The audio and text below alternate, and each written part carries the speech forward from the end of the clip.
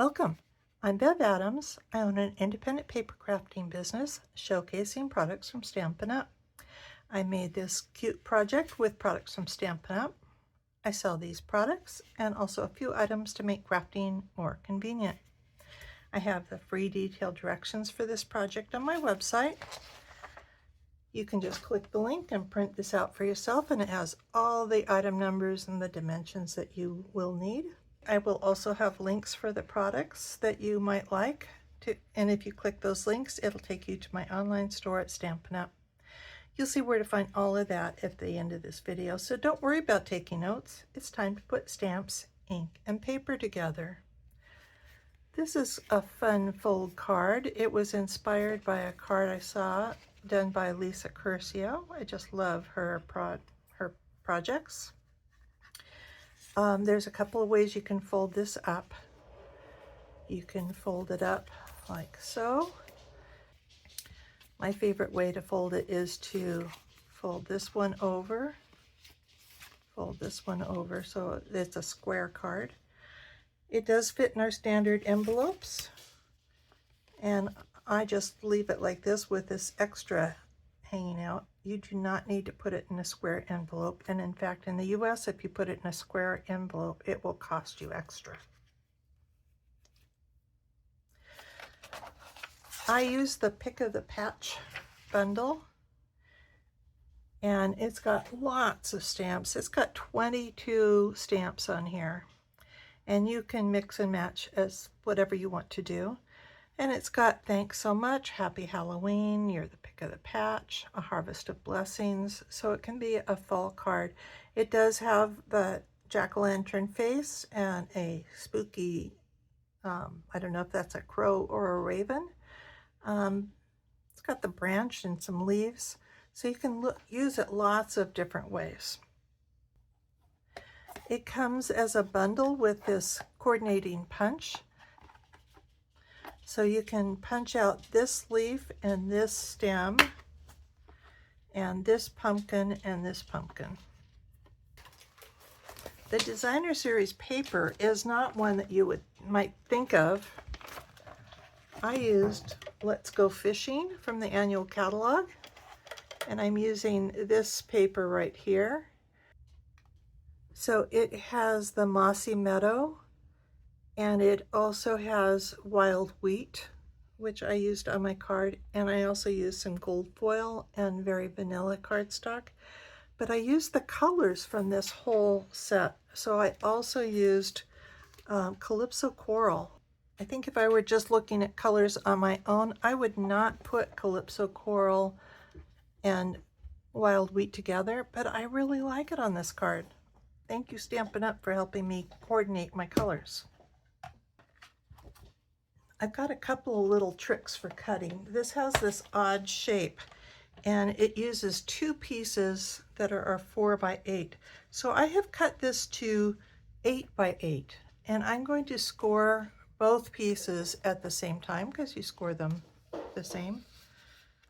So you score it at 2 inches,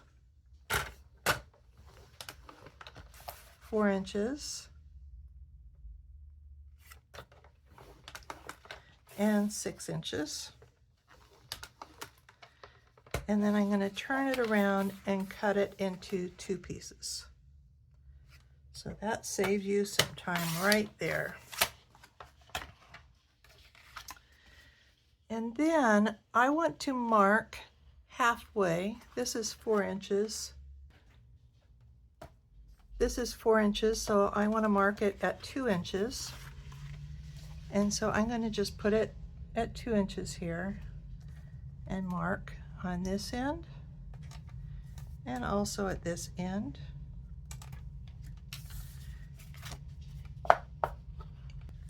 I'm going to put this mark right on the track, right in the middle, and this crease right in the middle of that track. And I'm having both of these pieces of cardstock lined up as close as I can get it. And I'm going to cut this corner. And then I'm going to turn it and cut this way. Now this will make a right angle, so if you put the point here it should make it easier to get a nice square point there.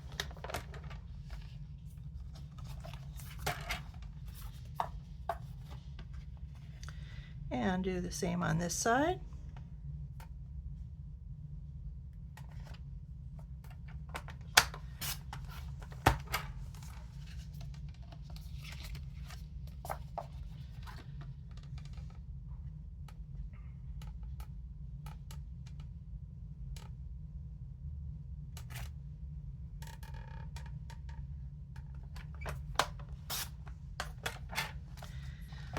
So this is our card base. And you probably will want to use a bone folder.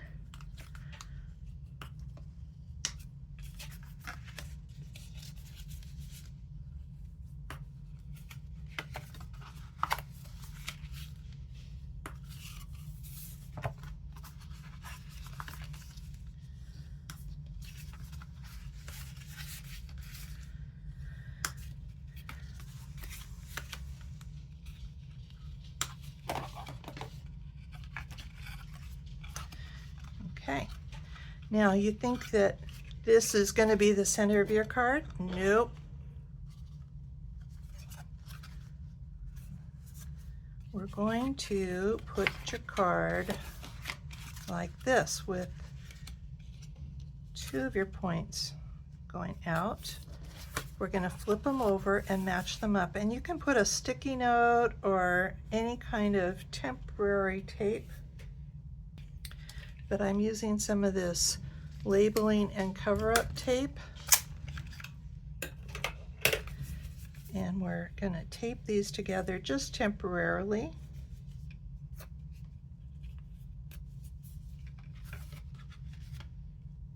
Okay. Then I have 3 pieces of Mossy Meadow that are all square. Lisa suggested that you cut it either to 2 3/4, but she actually suggested 2 7/8 because you don't want this piece to show the bottom layer. So if you go a little bit larger than this, you'll eliminate that problem. But it adds a different problem, and it might go over the crease here on the sides. So I split the difference. So here's 2 3/4, and here's 2 7/8, and I split the difference, and I went to that little tiny line in between. So that's actually 2 13/16. But here's another trick for this sticky tape. If you go ahead and put your tape right there on that mark, it'll make it really easy to cut that. So we are going to glue this on here. Separate glue for each side, because we are not really going to leave these connected on the back. And then if your bottom layer shows a little bit, you can go ahead and use your snips to trim that. But I think so far, yeah, maybe I'll trim that a little bit.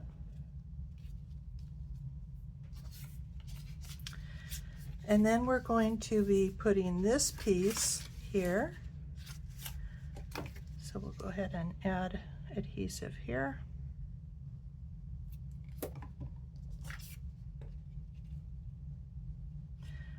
And so our corners should match up all the way around. And we'll put adhesive on this piece.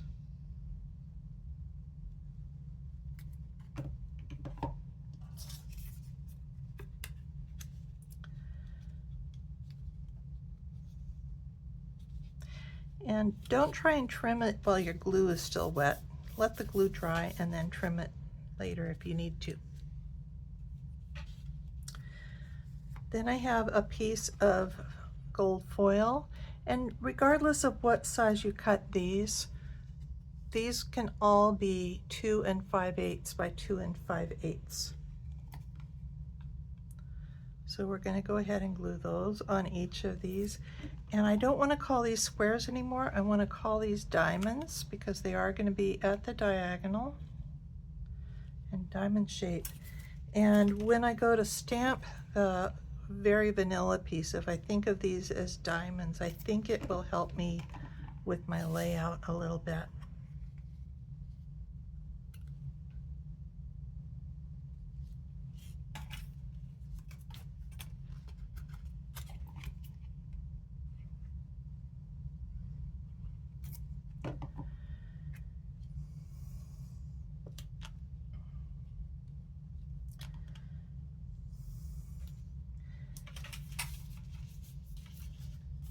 Now, I mentioned that I used the Mossy Meadow and the Wild Wheat plaid from that paper, and I ran out of it. So this is Very Vanilla and Pecan Pie, and I think it looks okay. It's not the color combination that I planned on, but I hope that you'll see that it's okay. And so I'm going to put this here, and it's just a little bit smaller than this panel. When I cut this, especially with this plaid, I wanted to be sure that it all lined up. So I am suggesting that when you cut your designer series paper, that you cut it to 11 1/4 by 3 7/8. So this is 3 7/8 inches tall. And if you cut it all in one strip, it will all match up easier. So each of these rectangle pieces on the inside.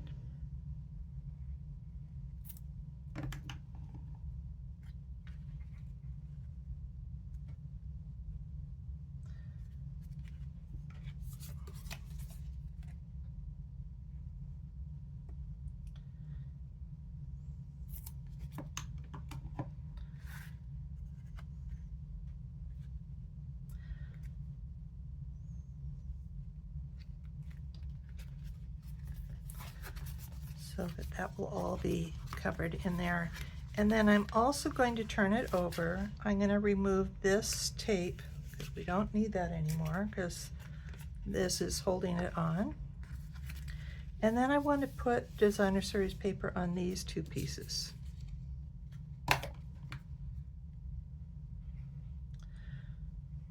This is optional, but the way I folded it, these pieces will be this background here. You could certainly use it just as the cardstock.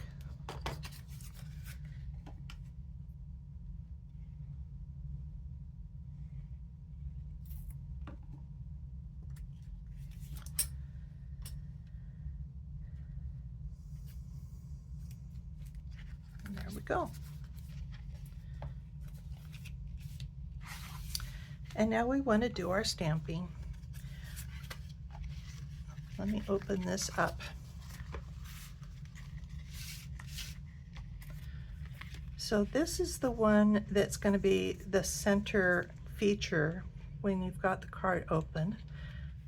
I left this one mostly blank so that you can sign your card. And then this is going to be the front of the card. And so I think I'm going to do this, and I do want to make sure and again stamp this at a diagonal. And I also have a strip of Very Vanilla, and this strip is for this pumpkin and the leaves and the stem. So there's tons of stamps, and I didn't even get them all out. I've got 4 greetings to pick from. I've got these, we've got 5 pumpkins and a gourd, and a stem and leaves over here, and then I have the jack-o'-lantern face and the bird, whether that's a crow or a raven.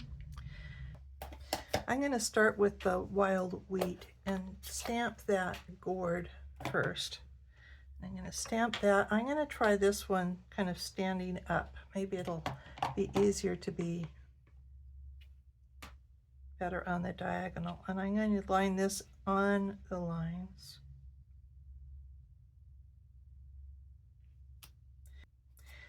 And then I'm going to stamp that gourd again on some sticky notes,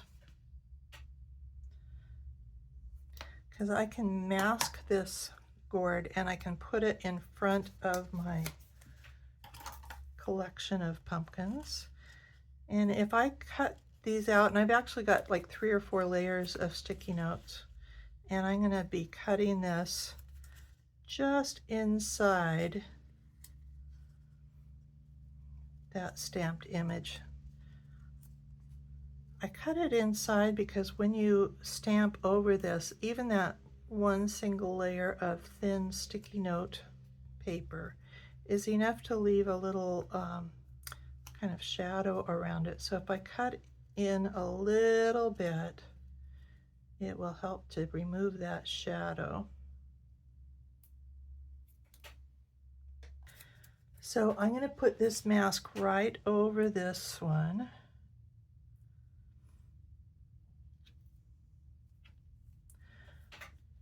So that I can then stamp my pumpkins around it, and this one will be in front. It will look like it's in front.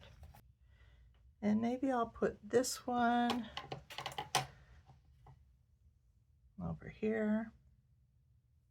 Which way do I want to tip it? There? Maybe I'll have this one standing straight up and behind it.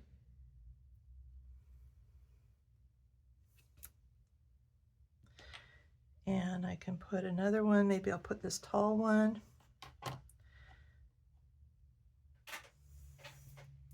And I can stamp off to get a little bit different color.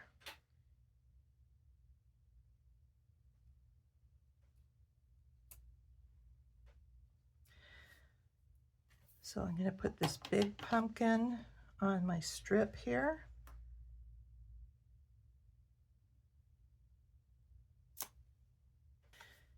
And I think I want to do this piece a little bit different. I want to kind of use the viney look here. I think I want to put corners on here. Let's see, how do I want to do this? I want to do this.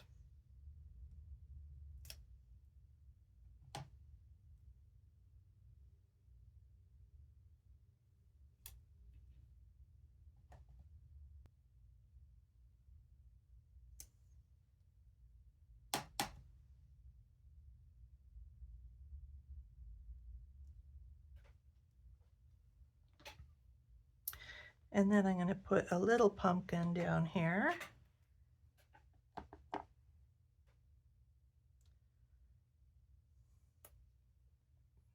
I'm going to stamp the stem here, and I want to have that going the same direction. So there. And I want to have 2 leaves. Now I'm just realizing as I'm doing this, I'm going to put these leaves over on this end. And I think I'm going to put those towards the top of the paper.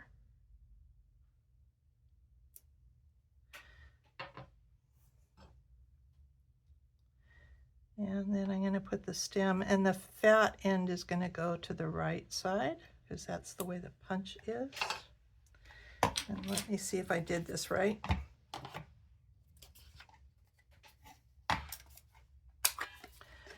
Because you can see I'm going to be punching out that stem, and if I'd put the leaves over there, I would be punching those out too.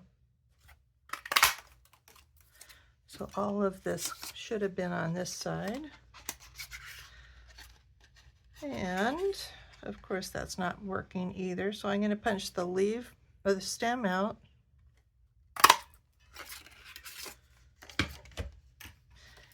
And then I can snip this a little bit. There, that should work. And whenever you're punching this way, they can go flying, so don't lose those. I think I want a little stem. Maybe I'll just put the leaf here and not a stem.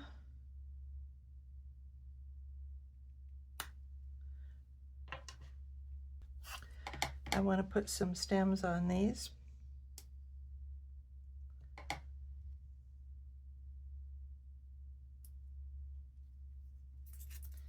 And I can take off that.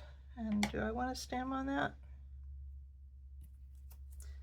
I think I want a little stem, so I'm going to leave this back on here and just put a little stem here. I'm going to move this over. It's almost the same shape as that. So I can stamp these leaves over here and do the same over here.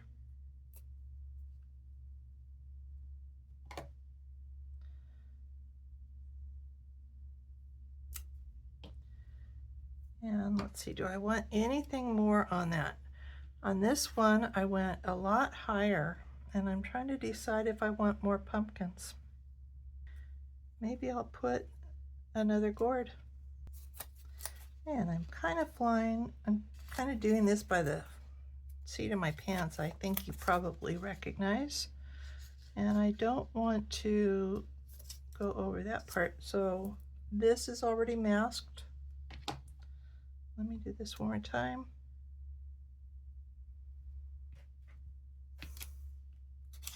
And if I decide I don't like it, that's okay. And I think I do want that little stem.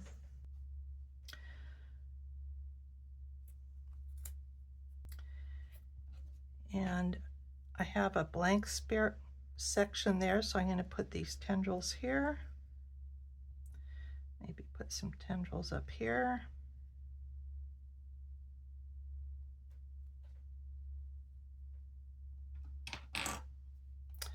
And I think I'm going to cut my losses and be happy with that. So I have my left side, which is very different from this one. And I have my right side, which is very different than that one. But my center one is plain.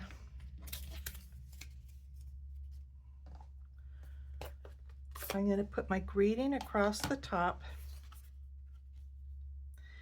And again, I want to be sure that this is a diamond. And I'm going to pick a different greeting. And I think I'm going to use "Thanks so much" way up as high as I can get in that corner. I'm going to put dimensionals on the back of this big pumpkin. And before I do that, I do want to put some tendrils on here too. So let's kind of put that where it should be and have some tendrils going off this way. And some more tendrils coming off this way.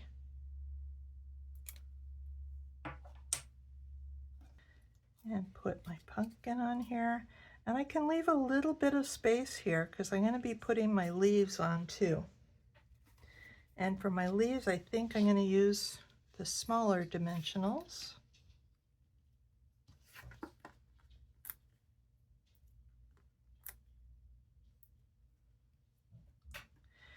And I have a half a mini dimensional, or you can just kind of slice off some of the edge pieces.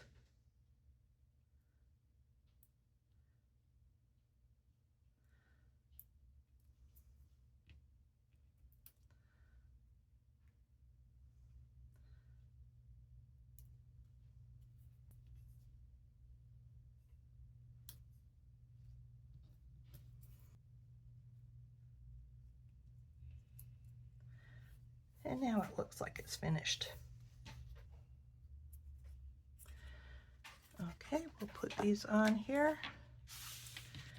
Now you could use dimensionals on here, but this is going to be such a thick card because it's so many layers that I am not using dimensionals on, except for that pumpkin there.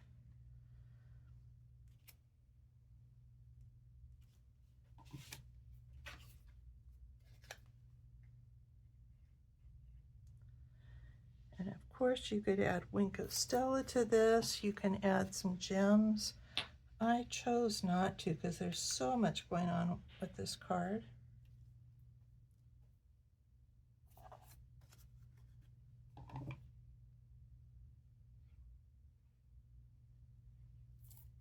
Make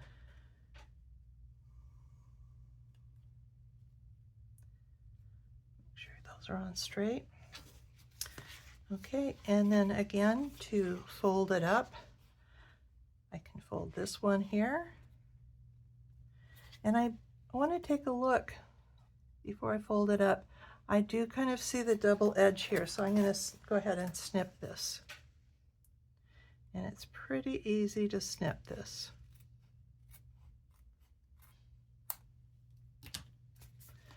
So that one's fine. This one's fine. So I'm going to go over there. And this one's fine, so I'm going to go over here. Now I am getting a little bit of an edge folding in here, and I could snip those off, but I think I'm going to just leave them. And there we go.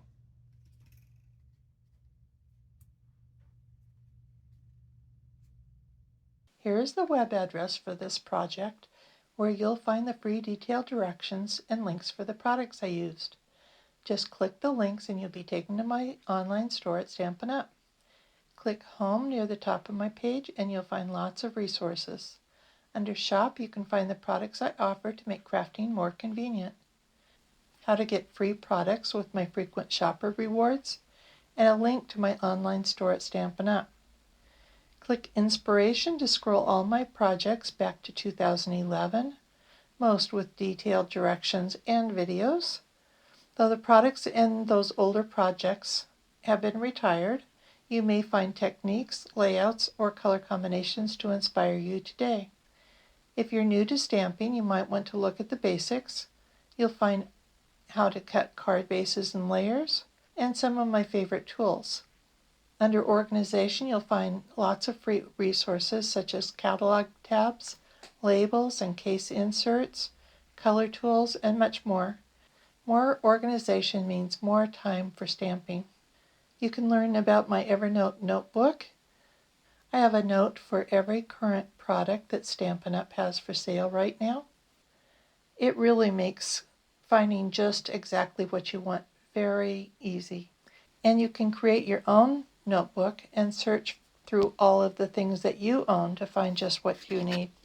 Come stamp with me here in Ventura County, California, or get the best deal of all and join my team of crafters. The team is called SIP Together, and it stands for Stamps, Ink, and Paper Together. Be sure to subscribe to my website and on my YouTube channel. I'd love to hear your comments. Thanks for joining me. Talk to you soon.